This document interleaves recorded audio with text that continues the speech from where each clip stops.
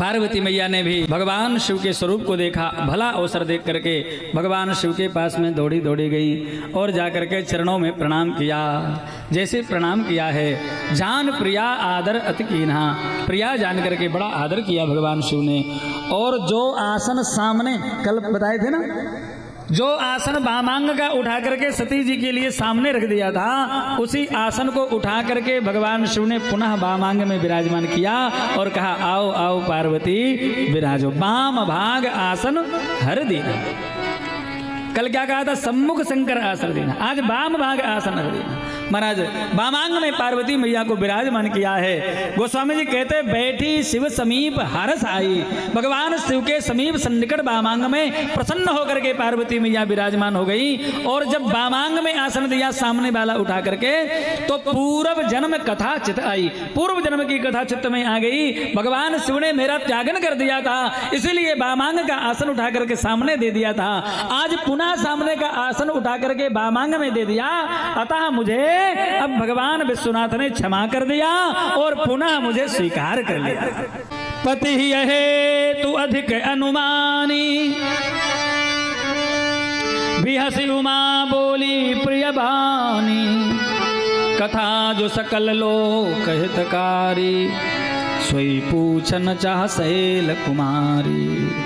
महाराज पति को अपने विशेष प्रसन्न और प्रेम में देखा है, इसलिए हंस करके पार्वती मैया बोली, जो सकल लोक का कल्याण करने वाली है, ऐसी कथा पूछना चाहती हैं। बोली, हे विश्वनाथ, हे मेरे नाथ, हे त्रिपुरारी, आपकी महिमा सारे संसार में विदित है। चराचर जगत नाग नर देवता मनुष्य सब आपकी सेवा करते हैं। आप समर्थ हैं, सर्वज्ञ हैं, सारे गुणों के धाम हैं। हे नाथ, यदि आप मुझ पर प्रसन्न हैं, मुझे अपनी नित्य दासी समझते हैं, तो नाथ कृपा करो, मेरे अज्ञान का हरण कर लो। पार्वती मैया ने प्रार्थना की, प्रभु आप कृपा करके मेरे अज्ञान का हरण कर दीजिए। कैसे अज्ञान का हरण होगा? बोले, कही रघुनाथ कथा विधि नाना, भगवान के नाना प्रकार से रघुनाथ जी की कथा कह करके मेरे अज्ञान का हरण कर लीजिए। क्योंकि याद आ गया था, पहले जन्म में हमने भगवान की कथा नहीं सुनी थी, इसलिए वो अज्ञान अब तक हमारे पास में है। आज हम भगवान की कथा यदि भगवान शिव से सुन लेंगे तो निश्चित ही हमारे अज्ञान का विनाश हो जाएगा। जासु भवन सुर तरु तर होई, सही के दरिद्र जनित दुख सोई। जिसका घर कल्प वृक्ष के नीचे हो, क्या वो भी कभी दरिद्रता का दुख सहन कर सकता है? इसलिए हे नाथ, आप मेरे लिए कल्प वृक्ष के समान हैं, कृपा करो नाथ। हे प्रभु, जो परमार्थवादी महात्मा हैं वो राम जी को अनादि ब्रह्म कहते हैं। जो परमार्थवादी महात्मा है, ध्यान से सुनना, वो राम जी को अनादि ब्रह्म कहते हैं। शेष सरस्वती वेद पुराण सब भगवान के गुणानुवादों को गाते रहते हैं, राम जी के गुणानुवादों को गाते रहते हैं। आप भी निरंतर तुम पुनि राम राम दिन राति सादर जपो अनंग अराती, आप भी निरंतर राम राम राम राम जपते रहते हैं। बाबा नाराज मत होना, कृपा करके बताओ तो सही, क्या वही राम जी अयोध्यापति राम हैं या फिर वो राम जी कोई और हैं और अयोध्या वाले राम कोई और हैं? पार्वती कहती है, जौ नृपतनय तो ब्रह्म की किमि नार विरह मत धीर, देख चरित महिमा सुनत भ्रमित बुद्ध अति मोह। यदि नृपतनय हैं, राजपुत्र हैं, तो महाराज वो ब्रह्म कैसे हो गए? और यदि ब्रह्म है तो नारी विरह मति भोर, वो नारी के विरह में मति भ्रम होकर के इस प्रकार से क्यों घूम रहे थे? ये चरित्र देख करके मेरी महाराज बुद्धि बड़ी भ्रमित है, कृपा करके निर्णय कीजिए। बाबा नाराज मत होना, पहले जैसा संशय अब नहीं है। हाँ, तब कर अस विमोह अब नाही, राम कथा पर रुचि मन माही। पहले जैसा मोह नहीं था, पहले तो इतना भयंकर मोह था कि कथा ही नहीं सुनी। पार्वती कहती है, पहले जैसा मोह मेरे अंदर नहीं है, अब भगवान की कथा में रुचि है, प्रीति है। आहा, इसलिए कृपा करके कथा कहिए। भगवान शिव ने अपने आराध्य भगवान राम का स्तवन किया, वंदन किया। बंदों बाल रूप सोई रामो, सब सिद्ध सुलभ जपत जिसु नामो, मंगल भवन अमंगल हारी द्रवौषु दशरथ अजिर बिहारी करि प्रणाम राम ही त्रिपुरारी हरस सुधा सम गिरा उचारी धन्य धन्य गिरिराज कुमारी तुम समान नहीं को उपकारी। भगवान की वंदना करके भगवान शिव बोले पार्वती तुम धन्य हो, निश्चित ही धन्य हो, तुम्हारे समान उपकारी संसार में और कोई दूसरा नहीं है। भगवती पार्वती से भगवान शिव कहते हैं पार्वती तुम बड़ी उपकारी हो क्यों? बोले पूछे रघुपति कथा प्रसंगा सकल लोक जग पावनी गंगा। जो सारे लोक को पवित्र करने वाली गंगा जी है ना, वो कथा आपने पूछा है। यद्यपि आपने जो शंका की है ये ठीक नहीं है, लेकिन फिर भी हम इसका वर्णन करके कह रहे हैं, कथा सुनना पड़ेगा। क्योंकि जिन हरि कथा सुनी नहीं काना, जिन हरि कथा सुनी नहीं काना, श्रवण रंग अहि भवन समान, श्रवण रंग अहि भवन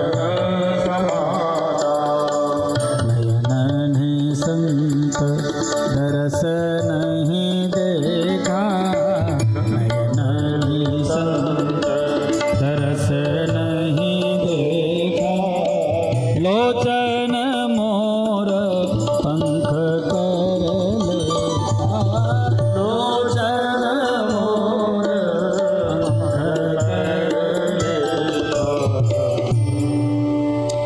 भगवान विश्वनाथ कहते हैं जिन्होंने अपने कानों से श्री राम जी की कथा नहीं सुनी, उनके कान कान नहीं है, उनके कान सांप के बिल के समान है। ये कान की जो आकृति है इसको ध्यान से देखो, विचार करिए। जो श्रवणेंद्रिय है, सुनने वाली जो जगह है, वो ये चमड़ी नहीं सुनती है, छेद सुनता है। हमने कई लोग देखे जिनके चमड़ी नहीं होती है और छेद अकेले है, ऐसे लोग भी देखे हमने, उन्हें सुनाई देता है, पर्याप्त सुनाई देता है।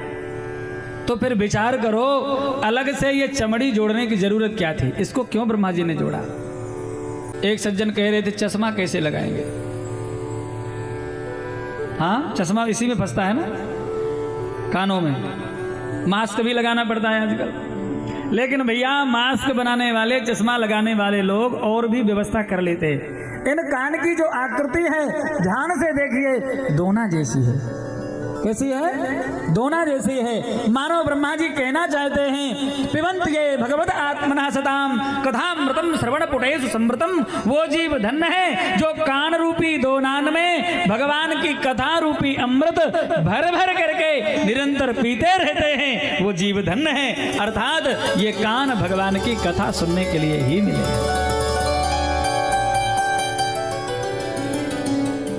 अब क्या कहें, आजकल कानों का प्रयोग, आजकल तो वो लगा के चलते हैं लोग कानन में। लेकिन भैया ये कान लीड लगा करके अभद्र संगीत सुनने के लिए नहीं मिले हैं।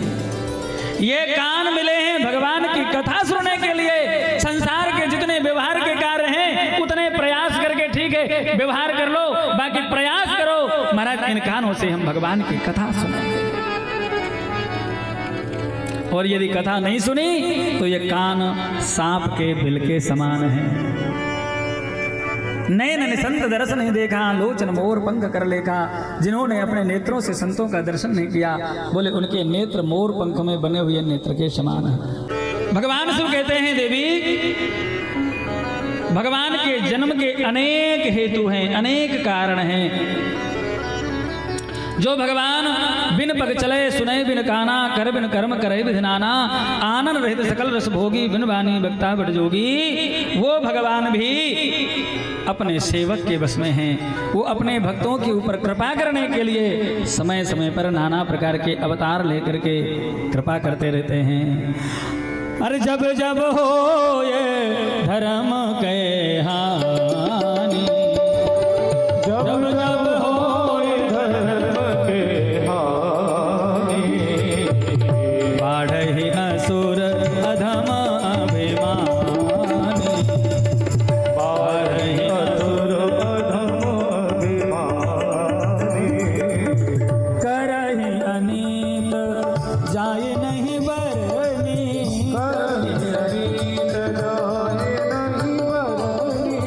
सीधहि बेप्र धैनु सुर धरनी, हाँ तब तब प्रभु धरी, तब तब प्रभु धरी विविध शरीरा, हरहि कृपा निधि सजन तेरा, हरहि कृपा निधि सजन तेरा।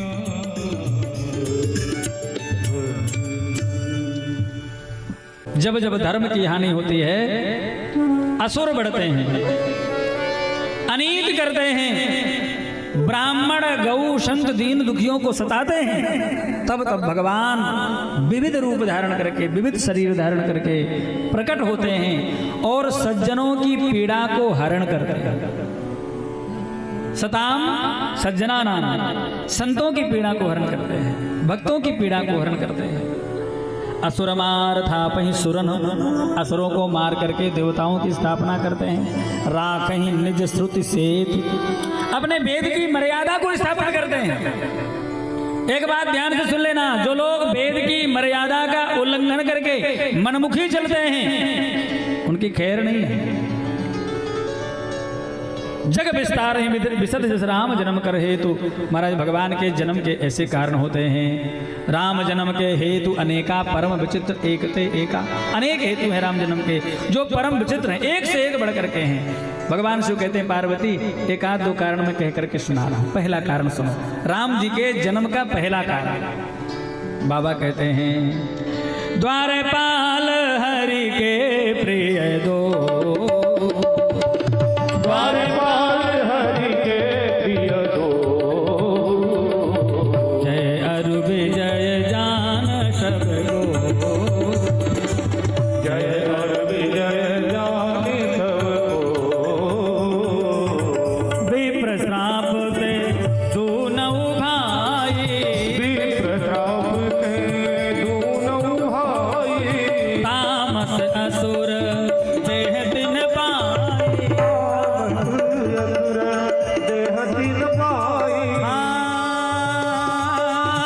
द्वारपाल हो द्वारपाल हरि के प्रिय हो, जय अरु विजय जान सबको, जय अरु विजय जान सबको। कहते हैं भगवान नारायण के दो द्वारपाल हैं। क्या है? दो द्वारपाल हैं। क्या नाम है? बोलो बोलो, नाम क्या है? हाँ हाँ हाँ, अरे बढ़िया, हमारे बुंदेलखंड के लोग बहुत विद्वान हैं, पढ़े लिखे। नाम है जय और विजय। ये कौन है? भगवान के कौन है? द्वारपाल हैं। द्वारपाल नहीं है, ये भगवान के पार्षद हैं, भगवान के अनन्य शरणागत भक्त पार्षद हैं, जो निज सेवा में भगवान के रहते हैं। विचार करिए बंधुओं, वैकुंठ में भी द्वारपाल की जरूरत है क्या? विचार करो, वैकुंठ में भी द्वारपाल की जरूरत है क्या? कोई वहां एरू गैरू नत्तू खेरू चाहे कोई पहुंच सकता है क्या? नहीं पहुंच सकता ना। तो फिर द्वारपाल की जरूरत क्या है? अर्थात वहां कोई द्वारपाल नहीं थे, अर्थात जय विजय वहां के द्वारपाल नहीं है। ये भगवान के पार्षद हैं, भगवान के निज सेवक हैं। आज पहली बार इन्हें द्वारपाल बनाया गया है। एक विलक्षण लीला घटी, गुरुजनों से बहुत सुंदर कथा सुनी है, आप लोग ध्यान से सुनिए।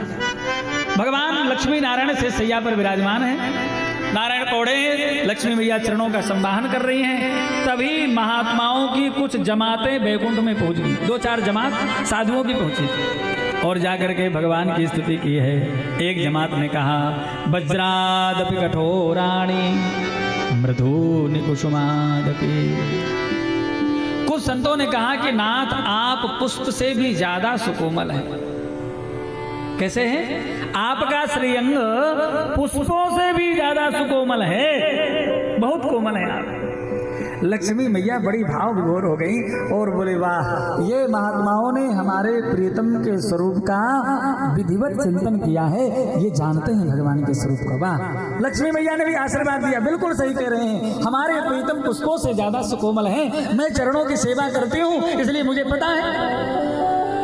लक्ष्मी मैया अपने कर कमलों से भगवान के चरणों को दबाती नहीं है, दबाती नहीं है, केवल चरणों अपने कर कमलों की छाया से कर कमलों का सम्मान करती है, छाया से। क्यों? कर कमल स्पर्श करने में डर लगता है कि कहीं भगवान को पीड़ा नहीं हो जाए, इतने कोमल हैं ठाकुर, बहुत कोमल है। किशोरी जी कितने कोमल है पता है आपको? ये तो नारायण की कोमलता कह दी, अब किशोरी जी कितने कोमल हैं। जो किशोरी जी अपने कर कमलों से भगवान के चरणों को दबाती नहीं, केवल छाया से चरणों का सम्मान करती हैं, वो किशोरी जी कितने कोमल हैं। अब अयोध्या आ जाइए, अयोध्या, अयोध्या में जब किशोरी जी विवाहित होकर के आई ना, विवाह होकर के आया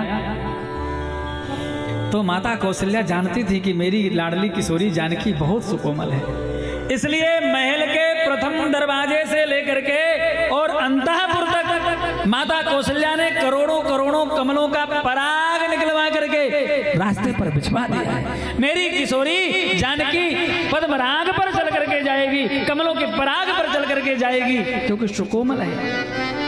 जानकी जी को महाराज पालकी से उतारा गया और उतार करके कौशल्या मैया हाथ पकड़ करके पीछे से ऐसे पकड़ करके आराम से लेकर के चल रही हैं, लेकिन देखा कि किशोरी जी 2-4 कदम चली और चलते ही किशोरी जी के ओष्ठ अधर सूख गए, नेत्र मुरझा गए। कौशल्या मैया ने कहा, लाडली जानकी कहाँ बात है, चक्रवर्ती महाराज के महलों में कोई समस्या, कोई पीड़ा, तुम्हारे अधर सूख क्यों गए, तुम्हारे नेत्र मुरझा क्यों गए।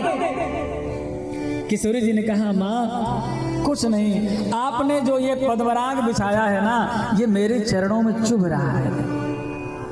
ये जो पद्मराग बिछाया है ये मेरे चरणों में चुभ रहा है। और आपकी दासी देखो, वो मंथरा दासी सामने खड़ी होकर के टकटकी लगा करके मुझे देख रही है, इसीलिए मेरे नेत्र मुरझा गए, आंख फाड़ के देख रही है। विचार करिए, जिन किशोरी जी के चरण इतने सुकोमल हैं कि पद्मराग चुभ रहा है, कमलों का पराग चुभ रहा है, उन किशोरी जी के कर कमल कितने सुकोमल होंगे। और उन कर कमलों से किशोरी जी भगवान के चरणों को दबाती नहीं है, क्योंकि उन्हें डर लगता है कि प्रियतम के चरणों में पीड़ा ना हो जाए, तो वो कर कमलों की छाया से सम्मान करती हैं। भगवान कितने सुकोमल होंगे। जब संतों ने कहा मृदोनी कुसुमादपी, मैया बड़ी प्रसन्न हुई, ये महात्मा लोग निश्चित ही भगवान के असली भगत हैं। चिंतन किया इन्होंने भगवान के स्वरूप का। वो महात्मा प्रणाम करके चले गए, दूसरी जमात आई और दूसरे संतों की टोली ने कहा, वज्रादपि कठोराणी, हे नाथ आप वज्र से भी ज्यादा कठोर हैं। लक्ष्मी मैया तिलमिला गई। बिल्कुल ये महात्मा लोग कहां से आ गए, इन्हें बिल्कुल ज्ञान नहीं है, इन्होंने भगवान का चिंतन नहीं किया। अरे जो प्रीतम नारायण हमारे पुष्प से भी ज्यादा सुकोमल है, वो नारायण वज्र से ज्यादा कठोर कैसे हो सकते हैं। इन्होंने चिंतन नहीं किया, भगवान का ध्यान ठीक से नहीं किया। भगवान नारायण ने तत्काल लक्ष्मी जी को रोका, देवी प्रियाजू, मेरे संतों की वाणी पर कभी संदेह नहीं करना चाहिए। मेरे संत जो कहते हैं बिल्कुल अक्षरशः 100% सत्य होता है। मैं पुष्प से ज्यादा सुकोमल भी हूं और वज्र से ज्यादा कठोर भी हूं। मेरे संतों की वाणी पर संदेह मत करो। इसलिए भैया संतों की वाणी पर श्रद्धा रखो। भगवान नारायण ने कहा, लक्ष्मी जी मेरे संत बिल्कुल ठीक कहते हैं, आपको विश्वास नहीं है, हम प्रैक्टिकल करके दिखा देते हैं। हाँ, हम दिखा देते हैं कि हम वज्र से ज्यादा कठोर हैं। महात्मा लोग स्तुति करके चले गए और भगवान ने आज जय विजय को बुलाया। जय विजय आइए। जय विजय सामने पहुंच गए, हाथ जोड़ करके, आज्ञा स्वामी। बोले आपका परिचय क्या है? बोले नाथ दासो हम कौशलेंद्र से, मैं आपका सेवक हूँ, हम आपके दास हैं, सेवक है। सेवक का क्या कर्तव्य है? बोले स्वामी की आज्ञा पालन करना। वाह, तो आज्ञा पालन करोगे? अवश्य करेंगे नाथ। तो अपनी फौलाद की गदा उठाओ और उठा करके मेरे वक्षस्थल पर पूरी शक्ति का प्रयोग करके प्रहार करो, दिखाओ कि हम वज्र से ज्यादा कठोर हैं। इतना तो सुनते ही जय विजय के हाथ से गदा छूट गई। रोते हुए भगवान के चरणों में गिर पड़े।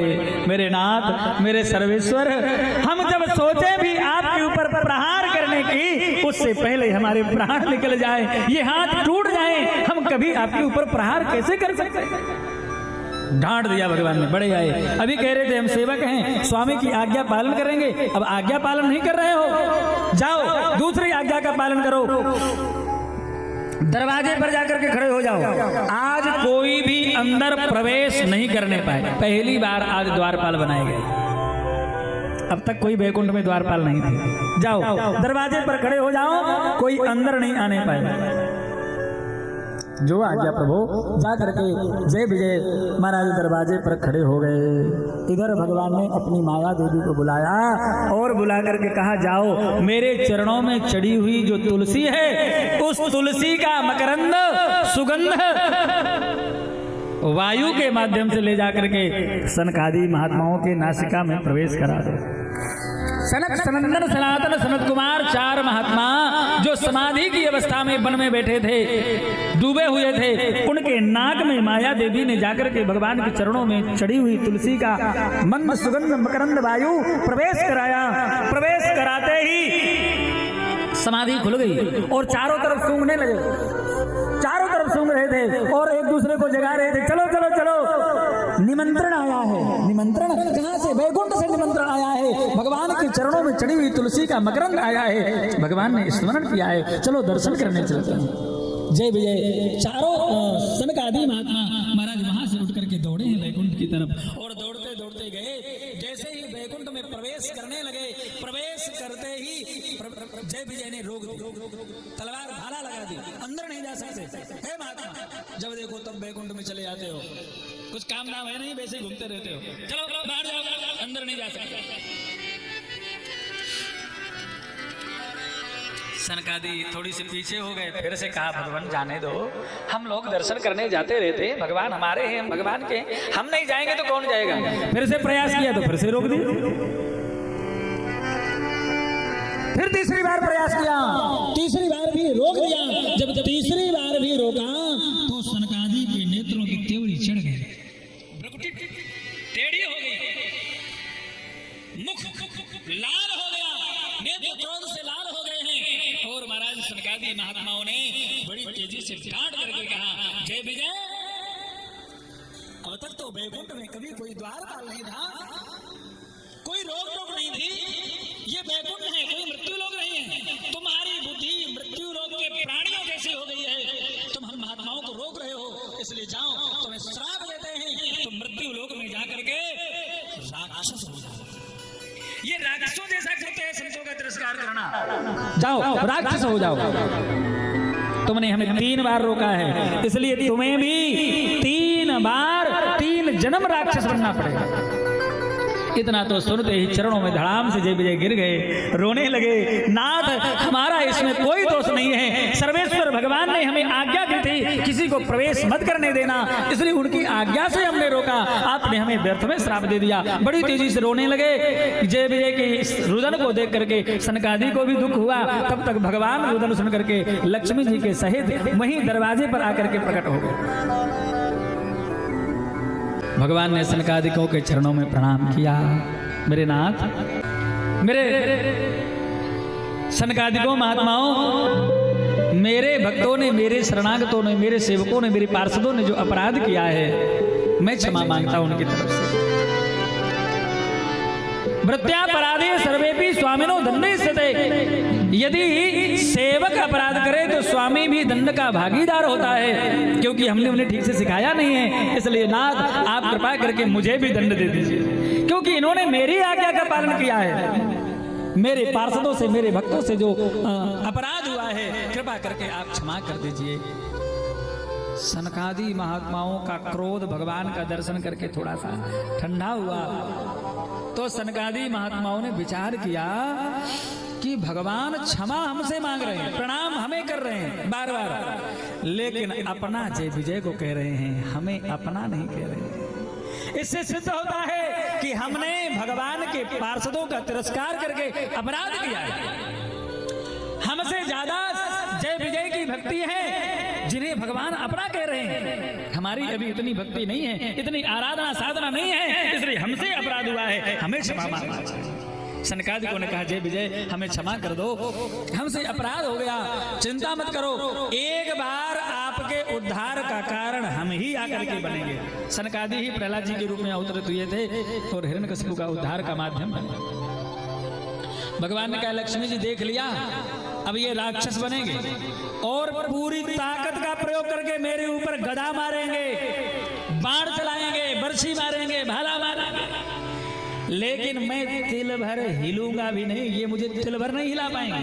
मैं लक्ष्मी जी ने कहा भगवान आपने मुझे कठोरता दिखाने के चक्कर में मेरे भक्तों को, मेरे पुत्रों को चक्कर में डाल दिया। कोई बात नहीं जय विजय चिंता मत करो, एक बार तुम्हारे उद्धार का कारण मैं बनूंगी। लक्ष्मी जी ही जानकी मैया बनकर के आई, उद्धार का कारण बनी। भगवान ने कहा जय विजय चिंता मत करो, मेरी इच्छा से ये सब हुआ है, इसलिए तुम्हें 3 बार राक्षस बनना पड़ेगा। तुम्हारे उद्धार के लिए हम 4 बार अवतार धारण करके प्रकट होंगे और तुम्हारा उद्धार करेंगे, कल्याण करेंगे। जय विजय चरणों पर गिर पड़े और बोले नाथ यदि आपकी लीला में हमें माध्यम बनना है तो भले ही हम देवता बने, मनुष्य बने, राक्षस बने, पशु बने, पक्षी बने, कुछ भी बने, आपकी लीला में सम्मिलित होना है तो महाराज हमें कोई दुख नहीं है, महाराज हमें प्रसन्नता है। अब तो आप जहाँ भेजोगे हम वहीं चले जाएंगे, जो बनाओगे वही बन जाएंगे। महाराज जय विजय ने भावपूर्वक भगवान की स्तुति की है और कहा नाथ यदि आपकी इच्छा से हुआ है, आपकी लीला के लिए हुआ है तो hमें स्वीकार है, हमें आप कहीं भी भेज दें, कुछ भी बना दे, हमें कोई दिक्कत नहीं।